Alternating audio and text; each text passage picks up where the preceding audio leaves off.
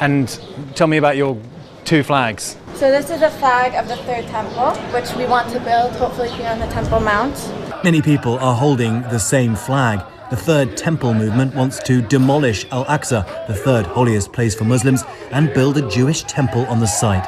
What you'll see a lot is the Beit Shlishi flag, the third temple flag. A lot of the people that come on days like this, they believe that there will be a third temple. And so actually they're already preparing for it in different ways. Where they live in different settlements in Israel, you will actually have signs towards Beit HaMikdash, towards the third temple. And so a lot of these flags, you'll see third temple flags. If other people want to live here, they're welcome. They could live in Jerusalem, but they have their obligations, what to do, okay?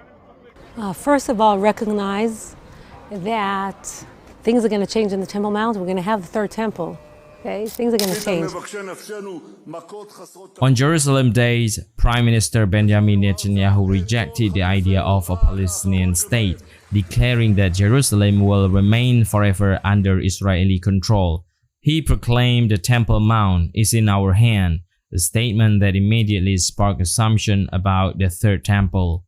Standing nearby, National Security Minister Itamar Ben-Gvir spoke openly about rebuilding the Third Temple right in front of Netanyahu. Finance Minister Bezalel Smotrich added his own bold word, "I will give the money, you will build a temple." Together, these declarations intensified speculation that Israel leadership is edging closer to embracing temple construction. For thousands of years, the Jewish peoples have longed for the Beit HaMikdash, the holy temples in Jerusalem. In every generation, they whisper with hope, "Next year in Jerusalem." In their daily prayers, they pleaded for the temples to be rebuilt, seeing it as the heart of their faith and destiny.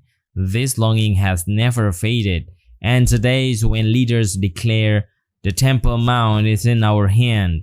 Many believe it signals that the dream of the Third Temple may soon come true. Some people think 2020 could be the year the Third Temple is rebuilt. It sounds unbelievable, but this election in Israel feels different. The temple is no longer just a religious dream.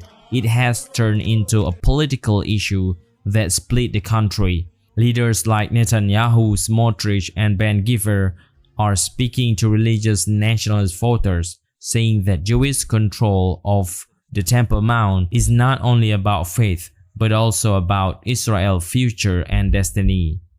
But Yair Lapid and Naftali Bennett, who lead the opposition, say this kind of talk could bring big trouble. They remind people that the Temple Mount is also home to Islam's most sacred places, so trying to rebuild there could shake Israel's already fragile security. For them, the election should be about running the country well, making reforms, and keeping peoples united, not stirring up religious fight. In the middle of all this, ultra-Orthodox parties like Shas and United Torah Judaism are careful. They want Jews to have the right to pray, but they don't fully back rebuilding the temple because they know it could cause serious trouble. That is why the 2026 election in Israel is widely portrayed as a clash of visions.